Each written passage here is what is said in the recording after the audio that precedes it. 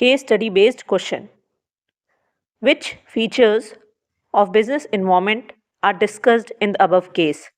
Which force is discussed above? Bright Service is a taxi service provider. Company target कर रही है revenue जो कि है 50 करोड़ रुपए का इस साल.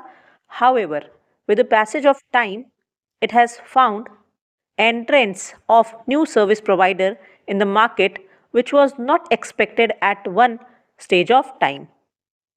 जो फीचर बिजनेस इन्वायरमेंट का यहाँ पे डिस्कस हो रहा है वो है अनसर्टेनिटी. बिजनेस इन्वायरमेंट में कुछ भी सर्टेन नहीं होता. पहले जहाँ लग रहा था कि कोई मार्केट में एंटर नहीं करेगा, अब एक राइवल कंपनी आ चुकी है. It has a good team of technicians, drivers, software providers, etc. The company has decided to make it adaptable to such continuous changing circumstances.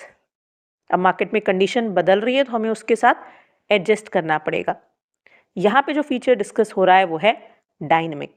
Business environment बदलता रहता है. It knows that if it has to expand in new countries it will have to learn the basic differentiating factors like traffic rules, technological aspect, etc. Thus, it understands that conditions are different in different countries. अलग अलग country में अलग अलग condition होती है और अगर हमें उन कंट्रीज़ में भी अपना बिजनेस लेकर के जाना है तो हमें वहाँ के तरीके से काम करना पड़ेगा. ये है relative concept, relativity. Next question है which force is discussed above.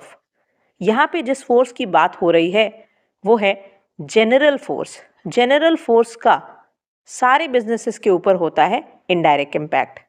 Traffic rules, यहाँ पे बात हो रही है लीगल इन्वायरमेंट की. टेक्नोलॉजिकल एस्पेक्ट, यहाँ पे बात हो रही है टेक्नोलॉजिकल इन्वायरमेंट की. और लीगल और टेक्नोलॉजिकल दोनों ही आता है जनरल फोर्स में.